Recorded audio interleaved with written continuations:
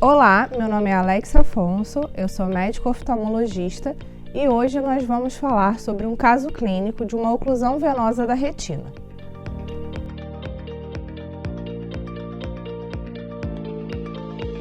A oclusão venosa é um dos eventos vasculares mais comum dos olhos.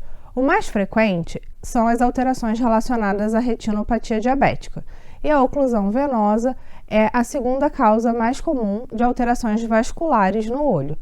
Ela acomete cerca de 1% dos adultos acima de 40 anos. Geralmente, ela acontece num ponto de cruzamento artério-venoso, onde o vaso esclerosado vai comprimir a veia adjacente.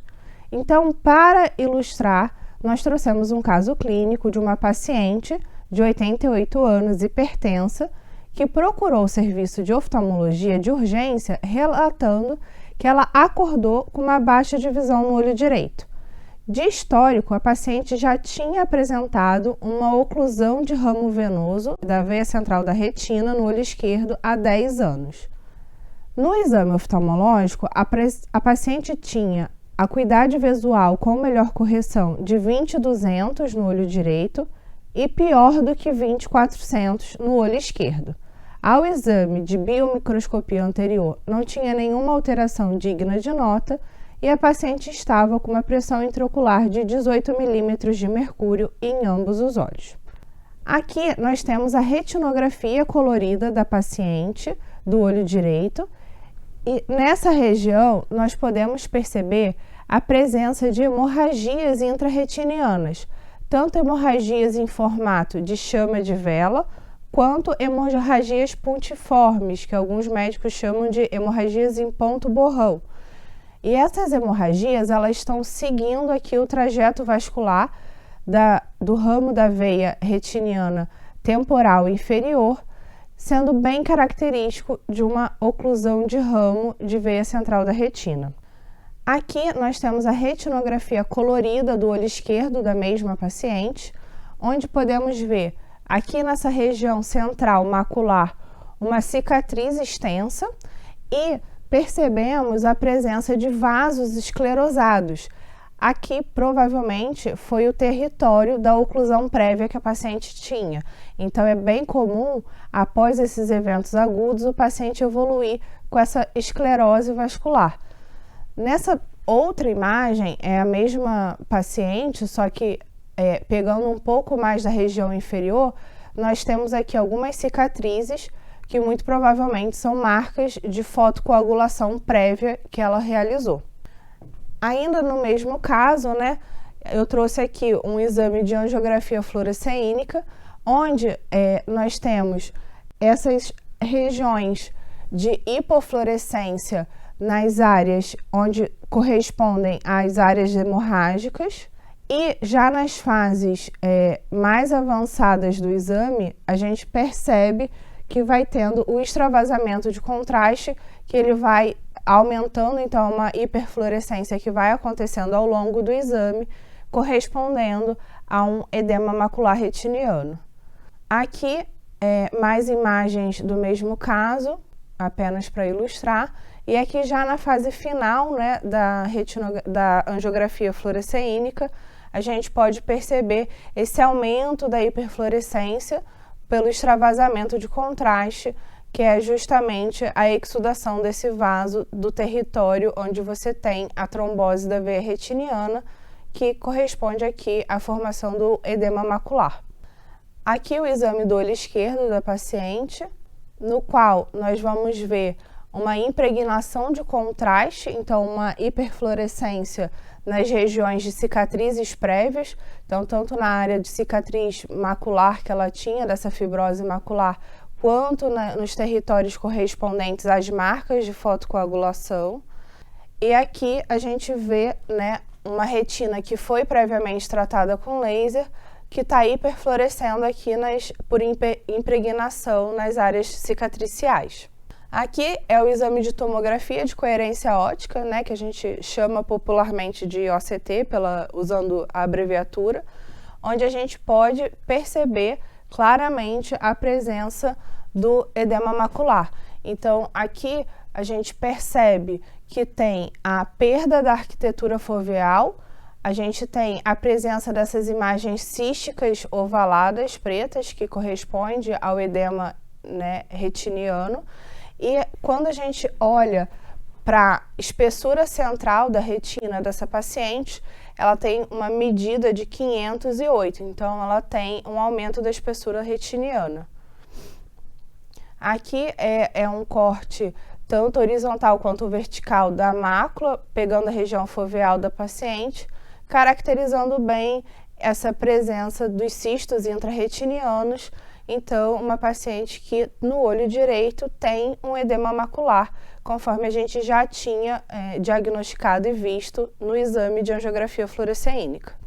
Aqui, para a gente complementar a propedêutica, é o exame do olho esquerdo, lembrando que essa paciente no olho esquerdo tinha aquela cicatriz macular extensa, então aqui no ACT a gente pode perceber essa placa, né, essa lesão aqui hiperreflectiva, que corresponde à área ali de fibrose e atrofia, onde a gente tem uma destruição das camadas retinianas com uma atrofia e perda das camadas retinianas. E aqui mostrando, né, também, passando bem em cima daqui da região cicatricial, então aqui a gente consegue ver onde está o corte do ACT, mostrando realmente que tem uma destruição dos tecidos retinianos com uma perda da arquitetura e atrofia da retina.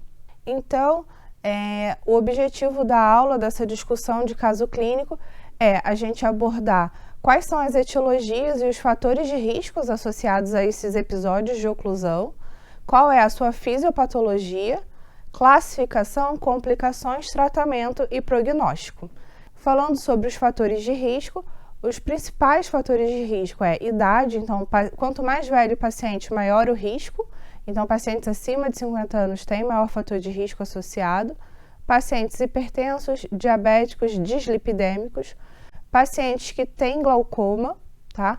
Pacientes que têm trombofilias, então geralmente são quadros que acontecem em pacientes jovens, inclusive é uma indicação de investigação quando esse evento acontece em paciente abaixo de 50 anos, que a princípio não tem nenhuma comorbidade ou um fator que justifique a gente investigar a presença de trombofilia, caso esse diagnóstico ainda não seja conhecido, e o tabagismo.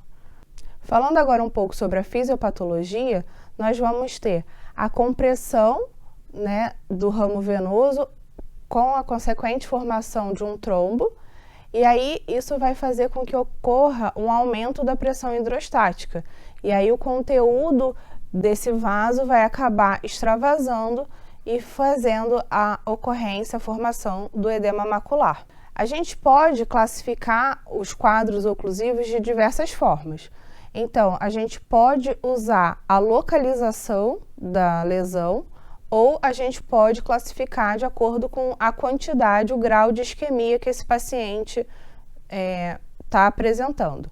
Então, considerando primeiro o grau de isquemia, você tem a forma não isquêmica, que é a forma mais comum. São formas que têm um melhor prognóstico, então geralmente são pacientes que evoluem com uma visão melhor e tem menos riscos de complicação.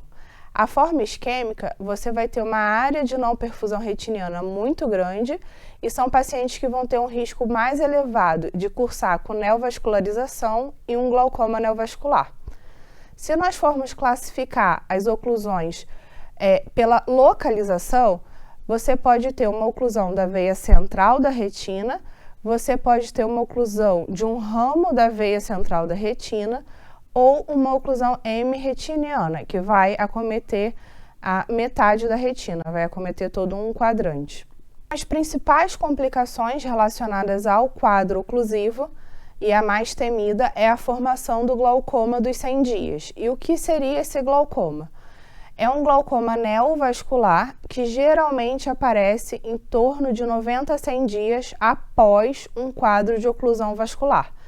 Ele acontece porque a isquemia da retina vai fazer com que esse tecido promova a liberação de tecidos angiogênicos, que vai estimular a formação de neovasos, E esses neovasos, essa neovascularização anômala, elas podem acometer íris e ângulo e aí provocar um fechamento angular secundário. Então, como é que a gente evita essa complicação tão temida? O principal é a gente fazer um acompanhamento frequente desse paciente para a gente examinar essa retina e ver qualquer evidência de neovascularização e já se antecipar ao evento final, né? Então a gente não quer que isso aconteça, então a gente antecipa ou já propõe algum tipo de tratamento. E aí, um dos fatores muito importantes nesse acompanhamento é a realização do exame de gonioscopia.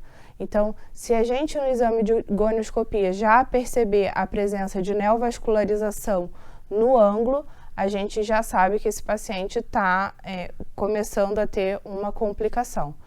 Quando a gente tem uma isquemia retiniana já muito extensa, a gente já pode profilaticamente, antes da ocorrência da neovascularização, tratar esse paciente com uma fotocoagulação e pode também, já quando o paciente começar com essa neovascularização de ângulo e íris, fazer a medicação intravítrea, uma injeção intravítrea de anti-VEGF para diminuir essa proliferação vascular.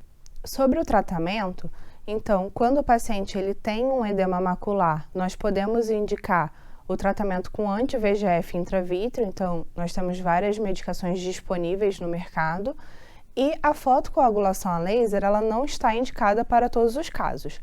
Então, para pacientes que têm uma área isquêmica de aproximadamente 5 diâmetros de disco, nós podemos considerar fazer uma fotocoagulação setorial naquela região do ramo afetado, e para pacientes que têm uma área isquêmica maior do que 10 diâmetros de disco, aí a gente pode indicar uma fotocoagulação mais extensa preventiva.